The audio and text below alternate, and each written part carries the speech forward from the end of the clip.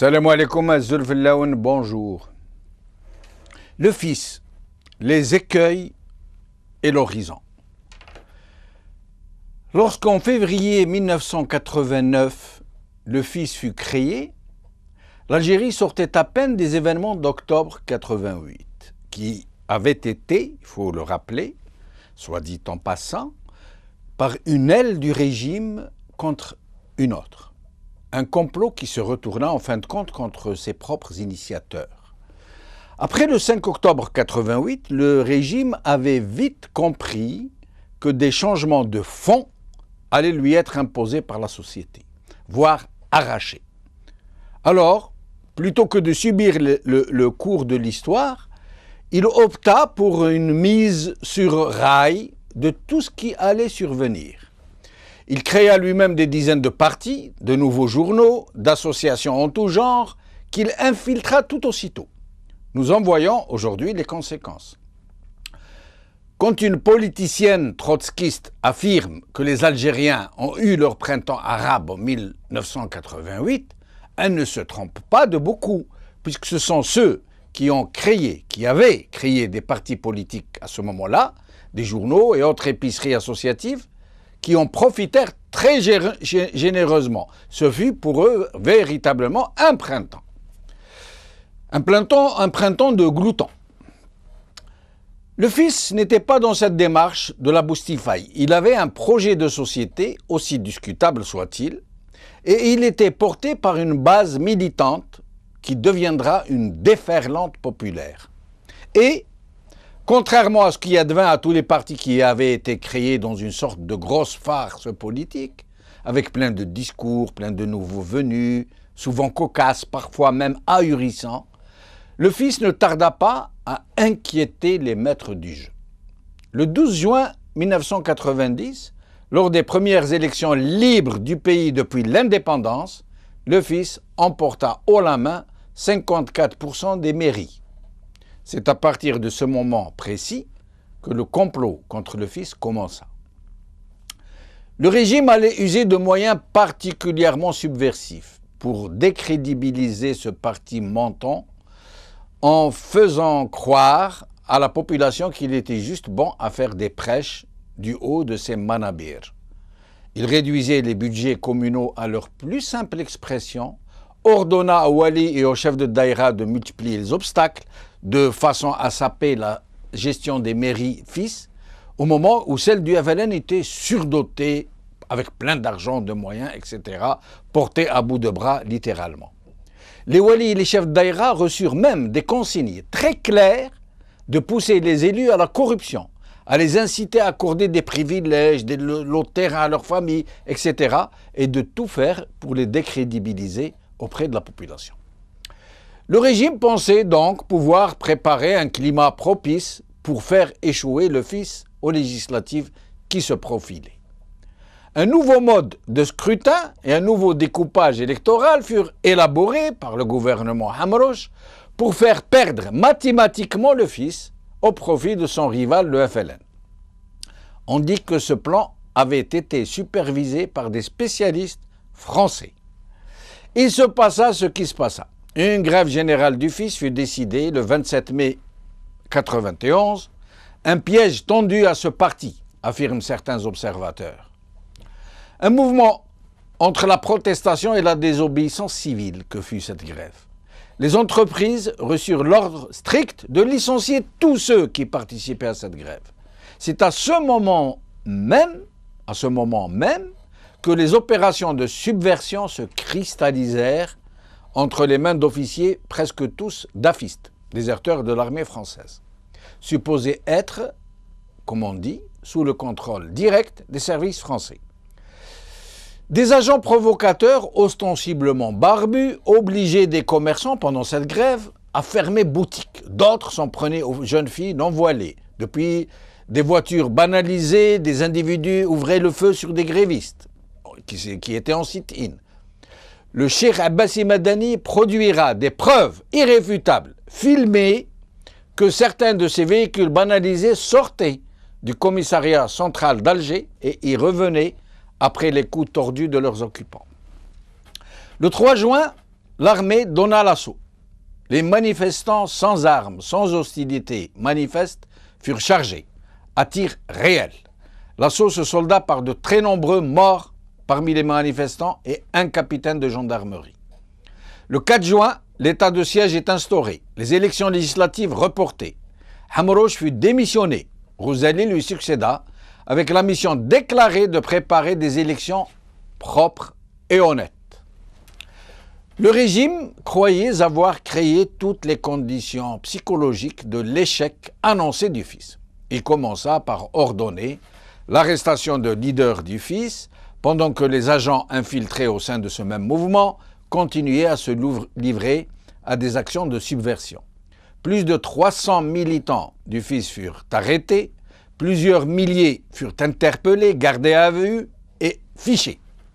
La machine à intimider s'était mise en marche. Spontanément, 3 personnalités du fils, Ahmed Marrani, El Hachmi Sahnouni et Bachir Fqih, dont on dit qu'ils ont été briefés par le DRS, attaquèrent violemment Abbasi Madani et Ali Ben El-Hajj, les 2 leaders du front jusque-là incontestés. Rappelez-vous bien de cet épisode parce que j'y reviendrai.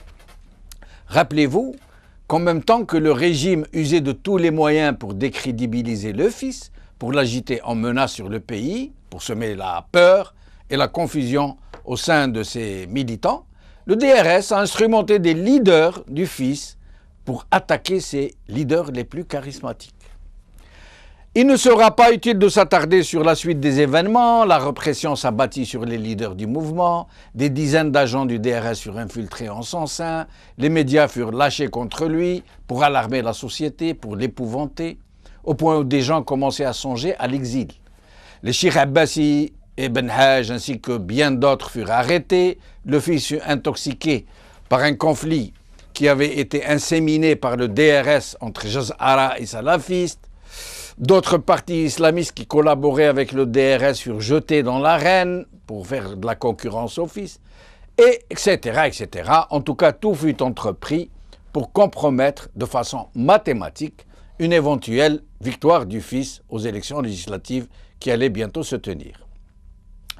Le 26 décembre 1991, le fils les remporta, ces législatives. Dès le premier tour, le fils emporta 188 sièges sur 231. Le président Chadli annonça tout de suite son intention de cohabiter.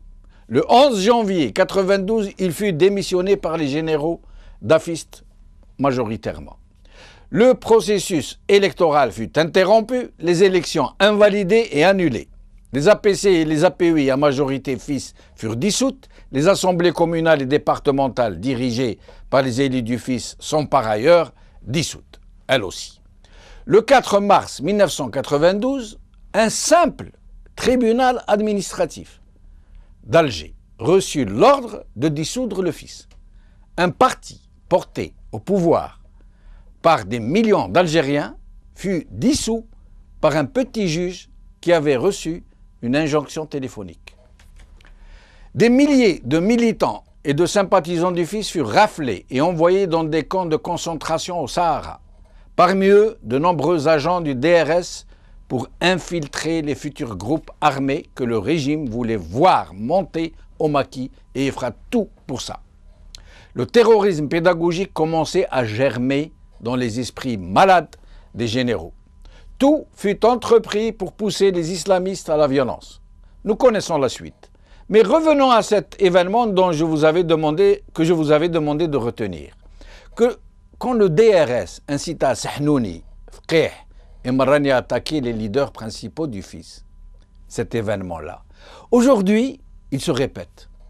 Alors qu'une intense activité se déroule au sein du fils dissous, qu'un congrès se profile peut-être à l'horizon, nous dit-on, entre ses principaux leaders à l'extérieur et à l'intérieur du pays, qu'une partie importante de la société commence à découvrir toute la manipulation de diabolisation des islamistes, toute l'ampleur du terrorisme pédagogique, le régime, quant à lui, semble n'avoir rien retenu de la leçon.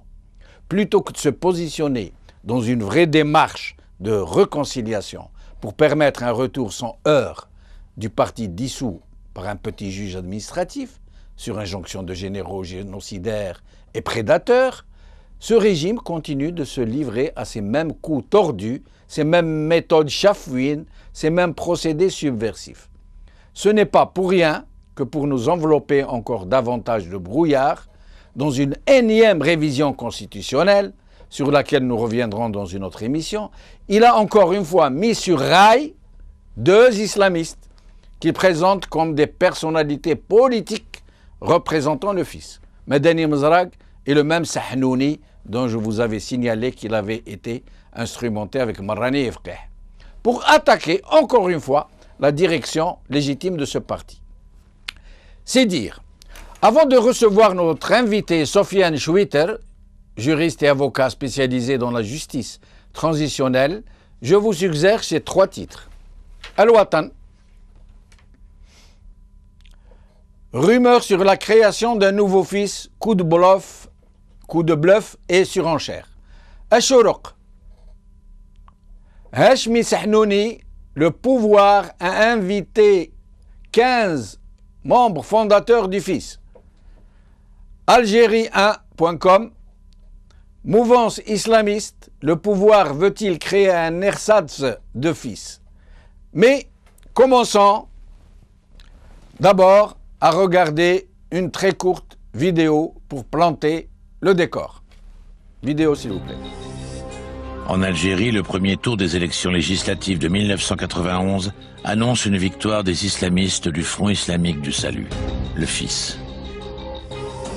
L'ancienne puissance coloniale ne veut pas d'une république islamique à sa porte. Elle accorde tacitement son soutien aux généraux algériens.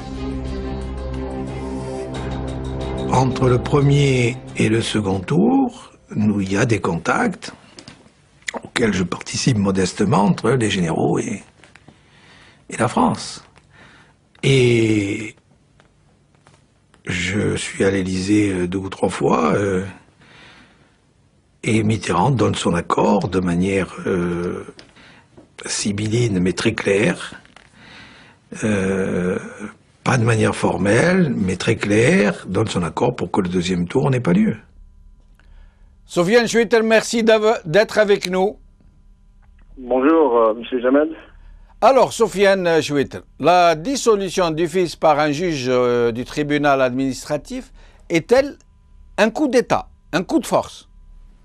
Juridiquement, le fils peut-il entreprendre une action en justice pour faire réparer ce qui lui a été infligé par l'abus?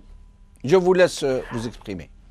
Alors, comme vous avez souligné tout à l'heure, en décembre 1991, il y a eu des élections, les premières élections législatives véritablement pluralistes et indépendantes, et que le fils a gagné ces élections de façon légale et démocratique.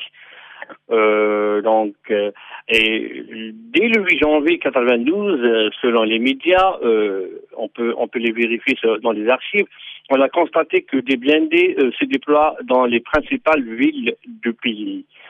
Et le 11 janvier, le président Chadli Benjedid, Allah yarhamou, à l'époque a été accusé par des médias d'avoir envisagé une cohabitation avec le parti du fils, et apparemment a été contraint à remettre une démission sous pression de haut commandement militaire. C'était le 11 janvier 1992. Mais pour mettre les formes, il a remis sa lettre de démission au Conseil constitutionnel. Il annonce dans sa lettre de démission que depuis le 4 janvier, l'Assemblée populaire nationale a été dissoute. Or, à cette époque, le Abdelaziz Belkhadim, qui était président de l'APN, n'était pas au courant, il n'a jamais été consulté ou informé par le président que l'APN a été dissoute. Apparemment, on a voulu créer un vide juridique pour mettre en œuvre un véritable coup d'État sur le plan juridique. Pourquoi? Parce que alors, après le vide, la dissolution antidatée de l'APN et la démission du président de la République, en principe, ce sont le président du Conseil constitutionnel qui sera chargé de diriger le pays comme chef d'État, et en même temps de convoquer le corps électoral dans 45 jours pour des nouvelles élections présidentielles. Or, le président du Conseil constitutionnel à cette époque, Abdelmalek Benrabih, a refusé de considérer la démission de Chebli comme un décès. Et en même temps, apparemment, tout a été fait pour, comme je viens de dire, de créer un vide juridique. Et le 2 janvier, d'une façon non légale, le Conseil de sécurité se convoque, c'était le 12 janvier, si je ne me trompe pas, donc une journée après la démission du président Chebli. Il a siégé le conseil de sécurité après avoir, d'ailleurs, il a fait un communiqué où il a pris acte de l'état de vide constitutionnel résultant de la conjonction de Soufiane Chouetel, excusez-moi, vous dites conseil de sécurité ou conseil constitutionnel? Non, le conseil de sécurité, c'est un organe consultatif. Le conseil constitutionnel, il a reçu seulement la démission du président de la République. Oui. Et c'est avéré qu'en principe, le président, dans la Constitution de 89, alors il y a la vacance de présidence, c'est-à-dire dans le cas où le président est mort, est décédé, il y a une vacance de l'Assemblée nationale populaire. La Constitution de 89 donne au président du Conseil constitutionnel la charge de chef d'État et de préparer les élections dans 45 jours. Or, ce qui s'est passé à cette époque, c'était pas le décès du président de la République, mais c'était beaucoup plus la démission et la dissolution antidatée de l'Assemblée nationale. Oui. On a voulu créer un vide juridique parce que si l'APN à cette époque n'a pas été dissous, antidaté, c'est le président de l'APN qui sera en charge de chef d'État et de préparer les prochaines élections présidentielles dans le délai de 45 jours. Exact. Apparemment, le haut commandement n'a pas voulu que Abdelaziz Belkhadem à cette époque soit chef d'État et d'organiser ce genre des élections. D'accord. Alors, le président, donc, ils sont entendu que le président du Conseil constitutionnel refuse la charge. Le Conseil de sécurité s'est réuni de façon illégale, puisque dans la Constitution, le Conseil de sécurité ne se réunit que par convocation du président de la République. Or, le président de la République, il a démissionné. Il ne peut siéger que sous la présidence du président de la République. Or aussi, le président de la République est démissionnaire. Donc, le Conseil de sécurité se réunit sans la convocation du président, sans la présidence du président de la République.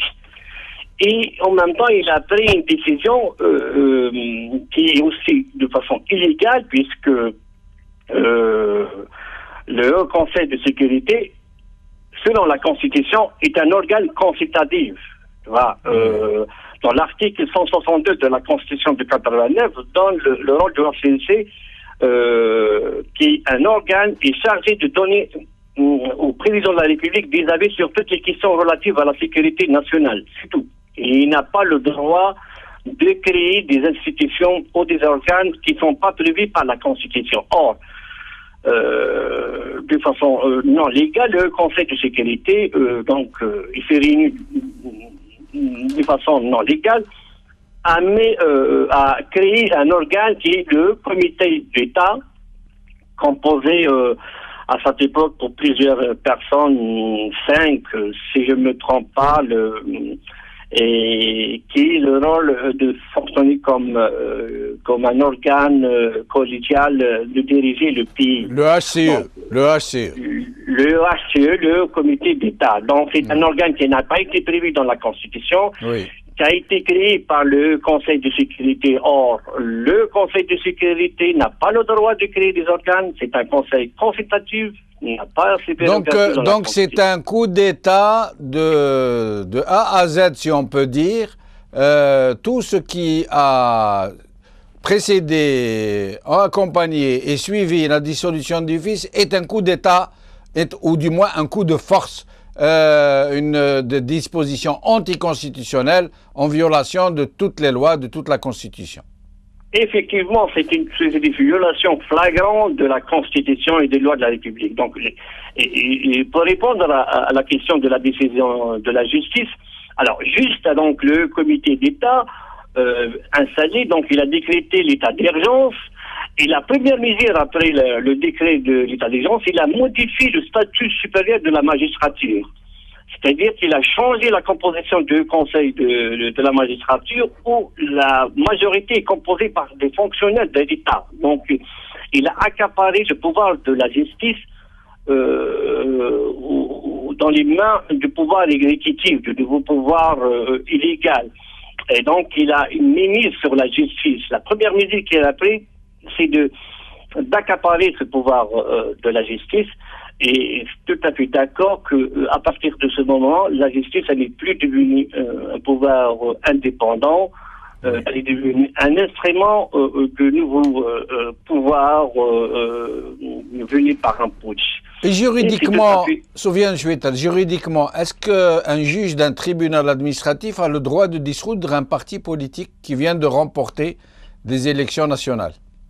Alors, oui, dans les lois sur les associations à caractère politique, à cette époque, on l'appelait comme ça. Les lois sur les partis politiques, on parlait sur les associations à caractère politique. Oui. Tu vois, il y avait une disposition, justement, que le ministre de l'Intérieur peut saisir la chambre administrative à cette époque, la chambre administrative auprès de la cour d'appel d'Alger, demandant la dissolution d'un parti politique s'il a été reconnu d'avoir commis des actes contre l'ordre public, etc.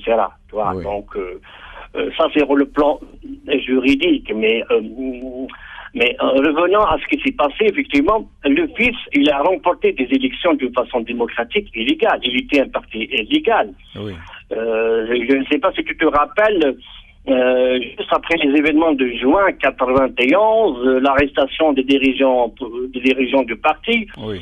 Le pouvoir a tout supplié le fils de participer aux prochaines élections législatives. Tout le monde a fait, y compris le pouvoir. Donc tout le monde a posé le fils qui n'a voulu que ces dirigeants ils sont à l'époque en détention, de participer aux élections. Donc, il a participé à ces élections d'une façon démocratique. Il a participé à la campagne sans violence. Il a été reconnu par le pouvoir lui-même.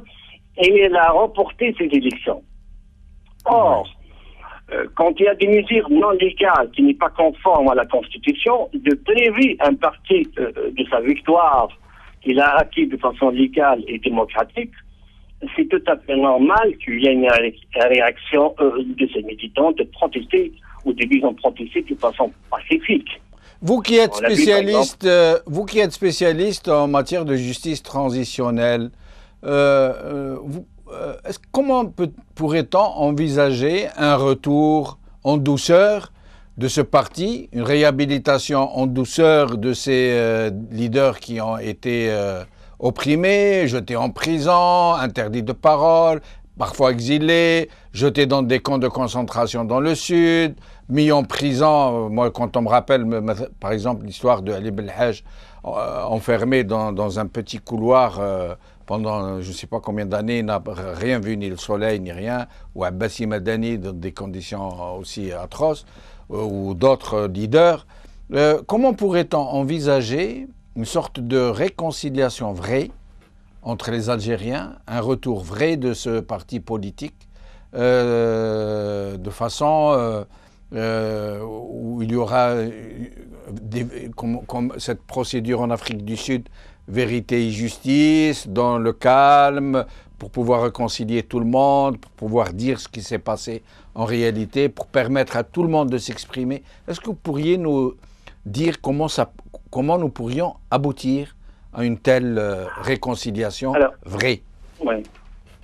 Alors oui, justement, oui. Pour les cas des dirigeants politiques, juste pour souligner, le Comité des droits de l'homme des Nations Unies a rendu des décisions concernant Ali Belhaj et Cheikh Abbas Madani, où le Comité des Nations Unies a reconnu que l'arrestation, le jugement, l'emprisonnement de ces deux leaders a été d'une violation flagrante des principes des droits de l'homme. Donc, ce sont des victimes de violation des droits humains. Bon, pour revenir à ta question, dans l'expérience internationale, dans les transitions, ce qu'on appelle les transitions politiques, alors il y a deux sortes généralement, parce que la réconciliation, c'est selon la nature de la transition. Il y a deux. Il y a la transition qui vient après la chute brutale d'un régime autoritaire. Ça a été le cas, par exemple, en Tunisie, en Libye, au Pérou et en Portugal. Et il y a la transition négociée suite à des pressions internationales et internes. Leur ancien régime il sera convaincu qu'il est temps de laisser, de céder sa place, rentre dans de véritables négociations avec l'opposition civile et de mettre d'accord sur le processus de transition. Donc, ça dépend de la nature, le scénario qu'il va y avoir dans l'Algérie. On ne sait pas exactement. Pour les cas, par exemple, de l'Afrique du Sud, donc il y avait un processus de négociation. Donc, le régime de l'apartheid, il a déjà commencé suite à des pressions internes, il y a le mouvement de protestation, de lutte, d'opposition et de lutte pacifique de l'ANC, mais aussi des pressions internationales, le blocus, l'embargo sur le régime de l'apartheid qui est considéré comme un crime contre l'humanité. Donc ce régime, il s'était obligé de rentrer avec des véritables négociations avec les leaders de l'ANC, entre autres avec Mandela. Ça a commencé par des négociations secrètes dans la plaisance, puis il y avait des négociations publiques et déclarées. Donc, mais avant, donc, dans les négociations, il y a après des mesures aussi de rendre confiance avec son partenaire ou avec son interlocuteur, c'est la libération des prisonniers politiques, la levée de l'interdiction des exercices des partis politiques, l'ONC, les autres partis politiques, les syndicats, etc. Et après, ça a couronné par la libération du leader Nelson Mandela. Donc c'est tout un processus de négociation. Donc ça c'est dans la transition négociable. Dans le cas, par exemple, le cas de la Tunisie, c'était la chute brutale de l'ancien régime après le départ du dictateur Ben Ali.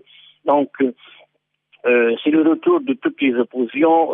Il y avait une amnistie générale de tous les prisonniers politiques. Donc, il y avait beaucoup plus une marge de manœuvre aux nouvelles institutions de régler les anciens dossiers. Donc ça dépend de la nature, de la transition. On ne sait pas exactement c'est quoi le prochain scénario qui aura lieu en Algérie. Est-ce que ce sera la chute brutale du régime? Il y aura une instauration d'un régime civil et donc il va instaurer sans problème rendre les droits à toutes les victimes, ou beaucoup plus que le pouvoir véritablement sera soumis sous une pression interne et de rentrer dans de véritables négociations avec l'opposition. Et dans ces négociations, il faut qu'ils prennent des mesures avant, comme la levée de l'interdiction du fils, la libération des prisonniers politiques, libérer le champ médiatique, etc. Mais on peut dire, c'est le pouvoir réellement, c'est la volonté d'essayer de résoudre le problème, c'est commençant par prendre la décision de geler surtout l'article 26 de l'ordonnance 0601 portant application de la charte pour la paix et la réconciliation, qui prive pratiquement tous les militants du FIS de l'exercice de leurs droits dans la vie publique. Voilà. Et tu as souligné justement l'article de l'Ouatan. Rachid Kantini, qui est le président d'un organisme de l'État chargé en principe de la protection des droits de l'homme, et il a souligné que tant qu'il y a la charte pour la paix et la réconciliation qui interdisent aux militants et aux dirigeants du FIS l'exercice de leurs droits, et on pense même qu'ils veulent constitutionnaliser cette réconciliation, je pense qu'il est très difficile aux éléments de FIS de participer dans la vie publique de leur pays. Oui, poursuivez, je vous en prie.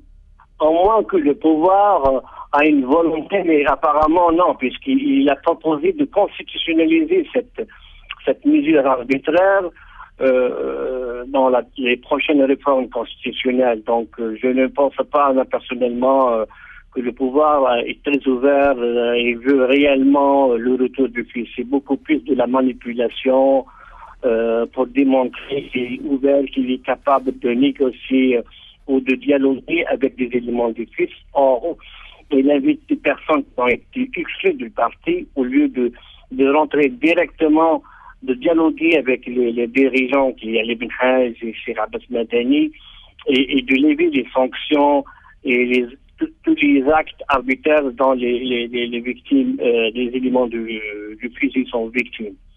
Soufiane Chouetel, merci de nous avoir éclairés.